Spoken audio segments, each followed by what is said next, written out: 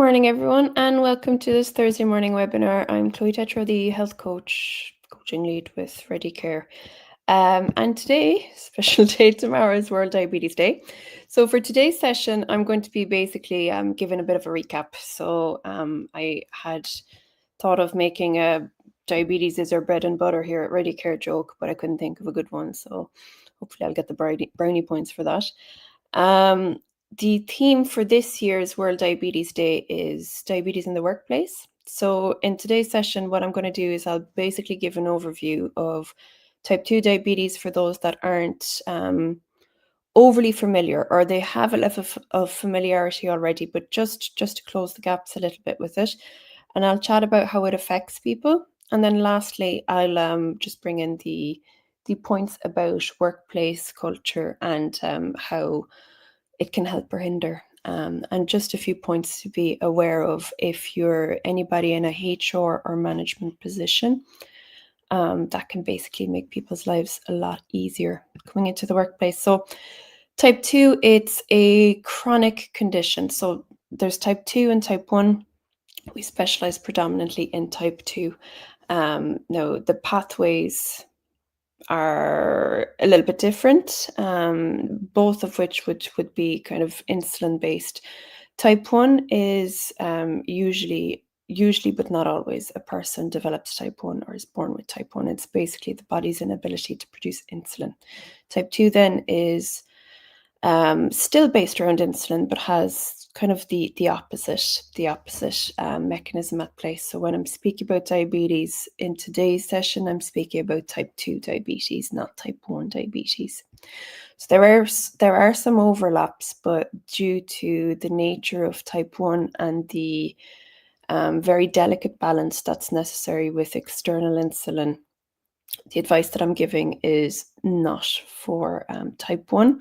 It's predominantly for type 2. So it is a chronic condition, as I mentioned, which basically means, ongoing, where the hormone insulin doesn't work properly, or there isn't enough of it. So insulin's primary job is to help blood sugar to get into cells for energy, basically to balance that blood sugar. And if insulin can't do its job properly, then sugar builds up in the blood, and insulin is like that, the key that isn't quite opening the door for sugar to enter the cell. So over time, that high blood sugar can cause serious health conditions if it isn't managed.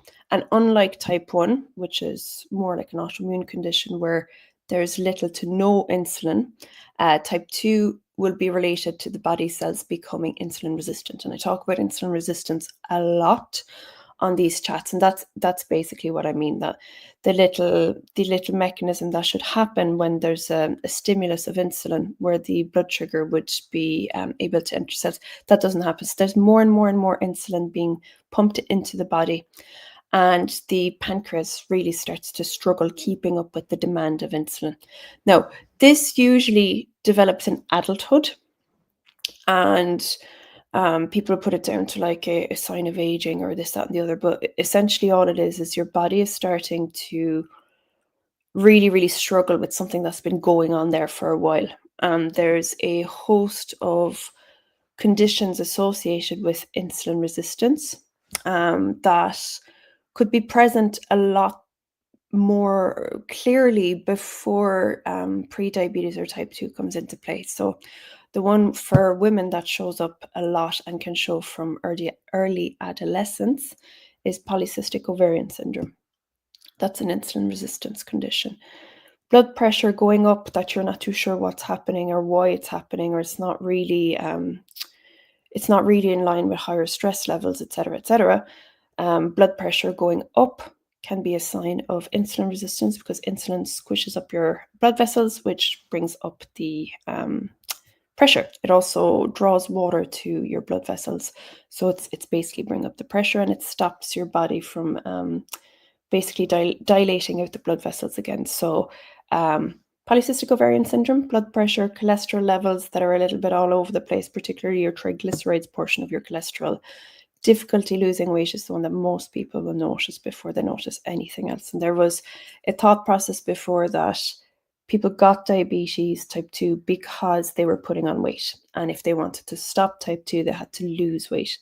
But actually, it's the other way around, that individuals usually put on weight in unfamiliar patterns, let's say, in ways that they wouldn't usually have done so, due to a surplus of that insulin in their blood. Because the more resistant they are to insulin, the more the body's going to pump out. Now, as well as its job in regulating blood sugar levels, insulin does have a huge knock-on effect in other ways in the body. One of the ways that it does so is to tell your body to store and synthesize body fat and make it very hard to lose body fat. So the more insulin circulating in your bloodstream, the more your body is getting that signal, which brings me to the last condition that I knew I forgot one, which is non-alcoholic fatty liver disease. Same type of mechanism. All of that insulin is in your blood. All of it's been filtered through the liver. Bam, bam, bam. It's getting all these signals to create fat packets. So as your insulin gets, sorry, I have a sneeze coming on. Excuse me. As your insulin gets back in check, an awful lot of these conditions, and including prediabetes, diabetes, can go back into normal ranges. So it's exceedingly common. You're likely working with a colleague, you have a family member, you have employees with type 2, and you mightn't even know. So in the UK and Ireland, there's approximately 5.8 million people UK side diagnosed, some of which may not be, and 1.3 in Ireland. Now, the big thing there is a lot of them mightn't know, so the numbers could be a lot greater than that. Those are people who have recently gotten their HbA1c, which is the biometric data that will tell you where on that scale of normal range, pre-diabetic and diabetic, you fall. So for people that have had it checked, those are the kind of numbers. In Ireland, there's 1 in 3 people thought to live with pre-diabetes. And I would say for those that have pre-diabetes, not to freak you out, but just to call it as it is, there's a tendency sometimes to think of them as different conditions. But pre-diabetes is the process of diabetes happening, right? So it's not a separate condition. It's not a milder form of diabetes. Is on the scale of normal to normal blood sugars, not normal human being, normal blood sugars to diabetic blood sugars, the process of closing that gap is called pre-diabetes, right? So that's just something I want to say first and foremost, because there's a huge portion of the population that have pre-diabetes that might have been told something along the lines of, just keep an eye on it so it doesn't go to diabetes long term. For an awful lot of people that aren't medically trained, being told to just keep an eye on it doesn't mean a whole lot. So bear in mind that if yours, your team, your this, your whatever, that there's a pre-diabetic diagnosis, that it's worth keeping in mind that the same advice that would be given to type 2 diabetics is a really, really good way, or it's a good thing to start implementing early on to stop it in its tracks, basically, to get it right back down to normal levels. So how does it affect people on a day-to-day basis? And how does this tie into work, and why it's worth bearing in mind?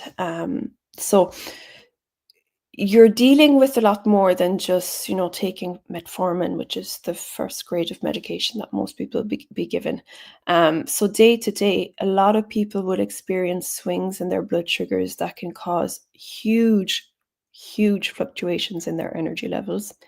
It can cause fatigue, changes in their mood, changes in their focus, and a lot of people will report feeling brain fog, which essentially is like difficulty recalling specific things, not firing on all cylinders, memory not great. When people say, do you remember in the meeting last week? And you have to go, last week? Where was I last week? Those kind of things. And that can start to play up when blood sugars are either too high or too low, which can make sustained concentration quite difficult. So diabetes will impact unchecked diabetes, or swept under the carpet diabetes, which, believe it or not, an awful lot of people do. It will basically hinder your ability to have a sustained output in your productivity and your concentration. So some individuals can get blurred vision once in a while, or just not quite themselves, a little bit off kilter. So managing diabetes will require a level of routine, right? So for those that have full-blown type 2, there's a necessity to monitor blood glucose, which might mean taking a couple more breaks in the day to just say, look, I need to go somewhere private. I don't want to do it here. I don't want to do it in the canteen. Is there somewhere I can go? It can mean taking medication. It can mean being aware of some of the side effects of the medication. I know metformin, for example, can play havoc with people's digestive systems. And in some workplaces, there's quite a strict policy on bathroom use, for example. So it's just worth bearing in mind that all of these things will interplay in some specific way if an individual has either unchecked diabetes or the necessity to check their diabetes. So beyond those kind of immediate things, there's several long-term risks. And again, this is not to freak anybody out, but it's just to be aware of the seriousness, I suppose, of the condition. So type 2 is a leading cause of preventable complications like heart disease. So cardiovascular disease, those with type 2 are at a much, much, much higher risk than those who aren't. Much greater risk than even your cholesterol being all over the place. So greater risk of kidney disease, nerve damage, eye damage, and a few other bits. So poorly managed, it can lead to what we'd know from, um, you kind of recognize from kind of older times when people's diabetes would go unmanaged for quite severely, would be foot problems, vision problems. Now, the good news with all of this is it is by and large reversible. All of these different things, they can be managed, they can be reversed, they can be stopped in their tracks, but awareness is really necessary of it. And it can be a huge added stress to your daily life. I worked with a lady before whose vision started to get quite bad.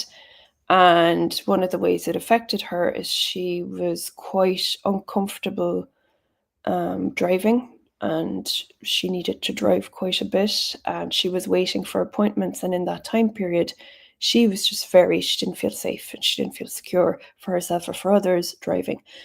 For individuals that are getting neuropathy in their feet or their hands, they can have a period of time where long periods of walking, long periods of sitting as well can cause a level of discomfort. So particularly if you're a manager, if you're in HR, this applies to just have an awareness of. Now, you might already have an awareness of, but it's a good refresher. So there is, unfortunately, still a bit of a thought process of a hidden stigma that goes along with it. Um, there's unfortunately the prevailing idea, which I'm very against, but I did tell myself I won't get angry on these talks anymore.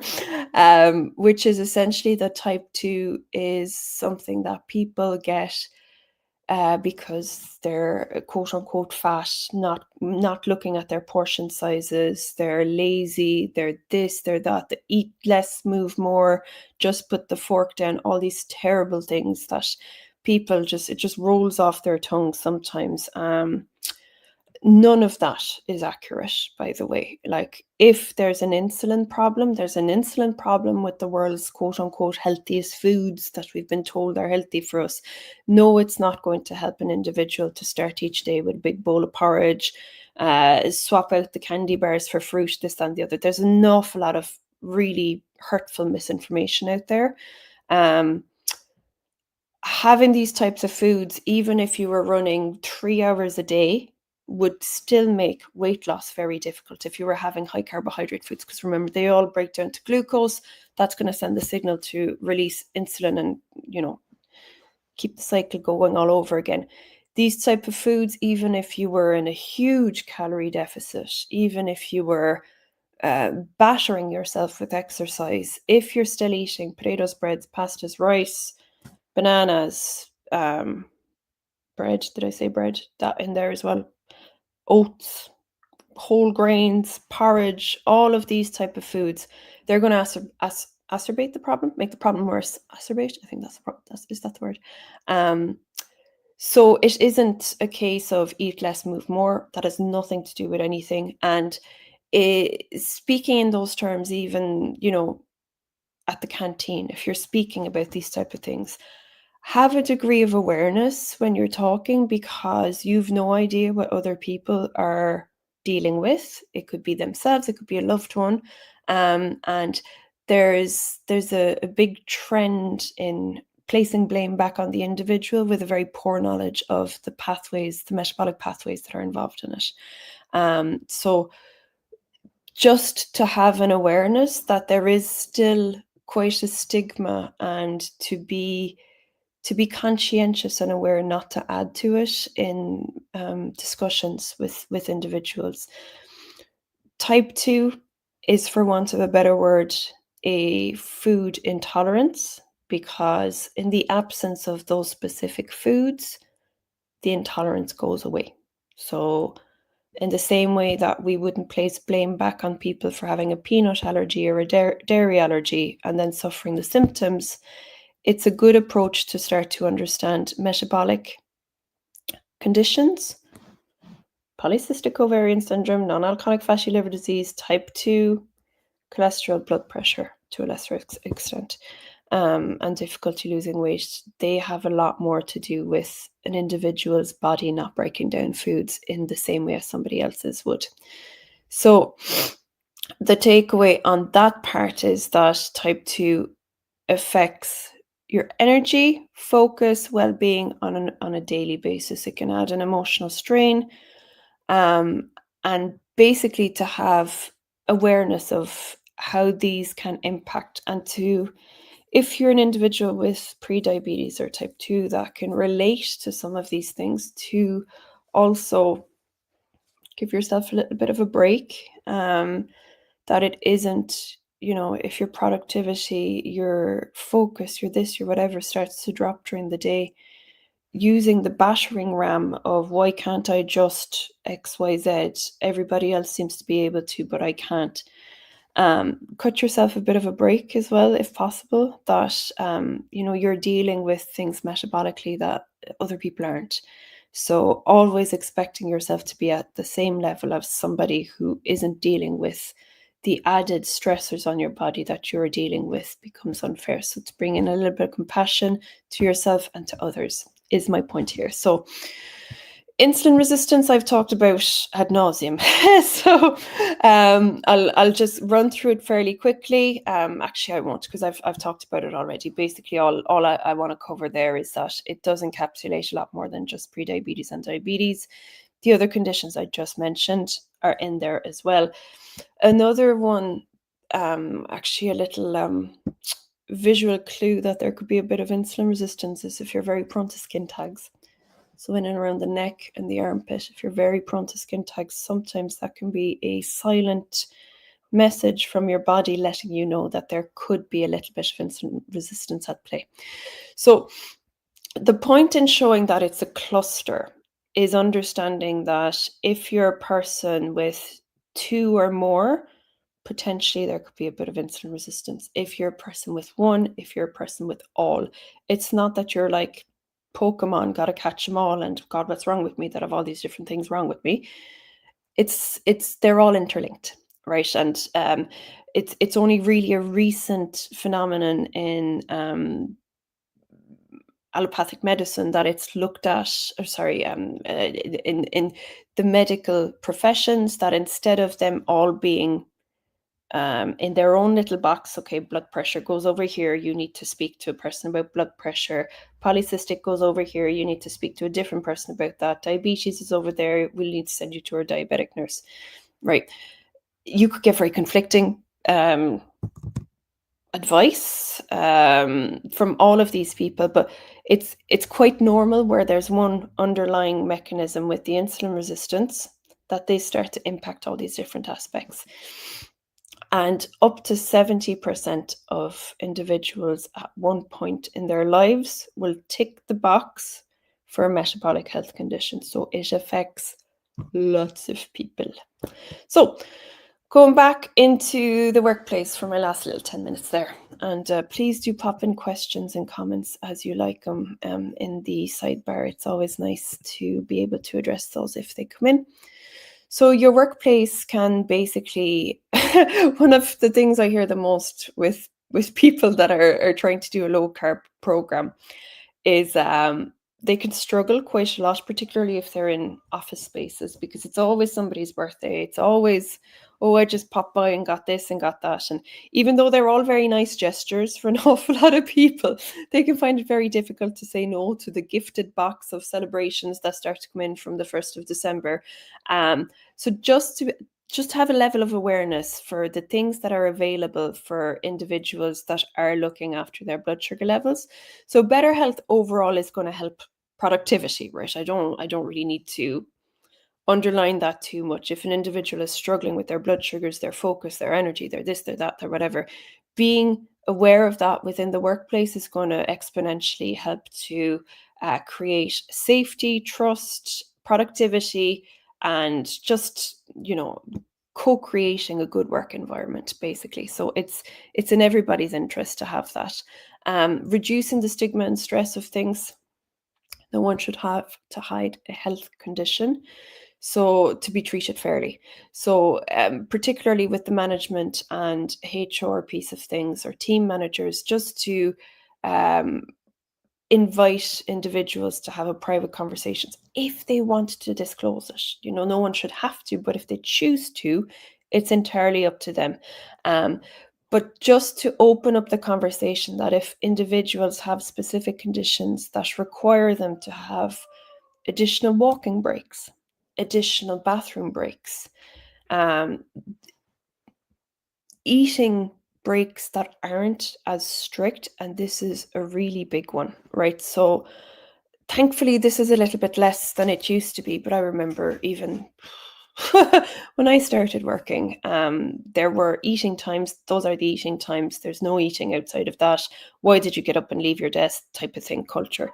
Now, apart from it being an absolute nightmare to work in those conditions long term, to be micromanaged at the level of your bladder, it is very, it's not inclusive for individuals that have additional needs with regards looking after their metabolic health.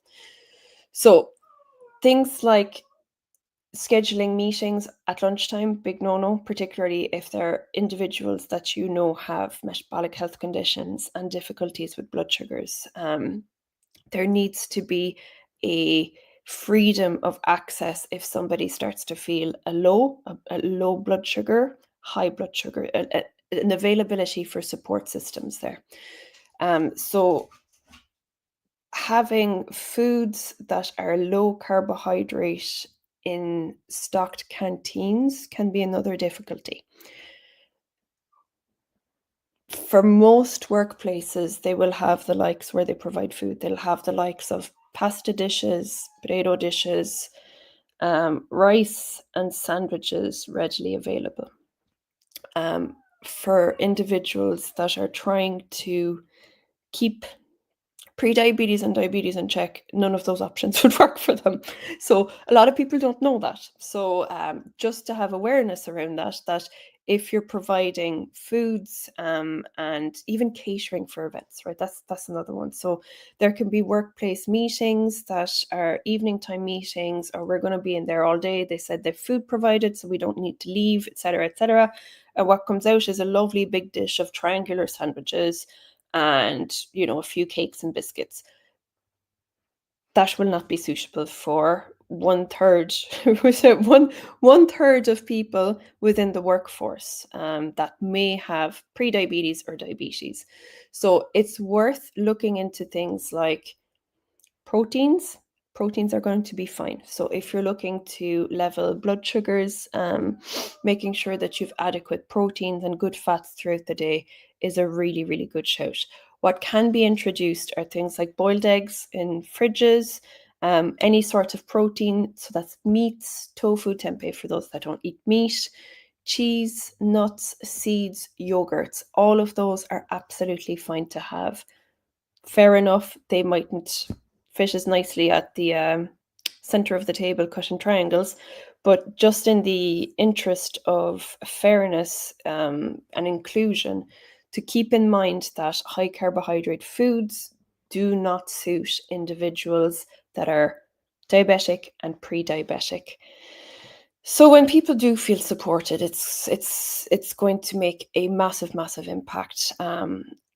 Unfortunately, I need to find it. So yeah, 23%, right? 23% of workers with diabetes say that they've missed out on career development opportunities due to their condition. Now that encapsulates everything from physical, medication symptoms. Remember I said that it can bring up the amount of times that people have to go to the bathroom, it can bring down your productivity, etc., etc. They could be very good at the start of the day, and then it starts to, wobble out a little bit throughout the afternoon. And for most people, what they'll tend to do is go and eat biscuits, sweets, cupcakes, whatever's available in the staff lunch or canteens, which again tend to be high carbohydrate. And for those that are trying to look after type 2 diabetes, it's going to basically hinder any of their progress towards getting it in check. And I say that wholeheartedly, having worked with thousands of people now at this point.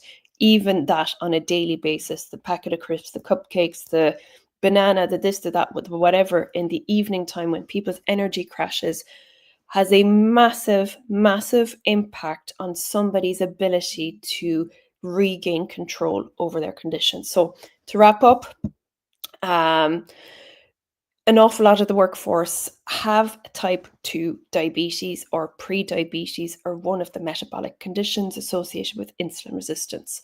It can and will and does affect people in a variety of different ways, including ability to focus, retention of information, memory, ability to have a stable input and cognitive output all day long.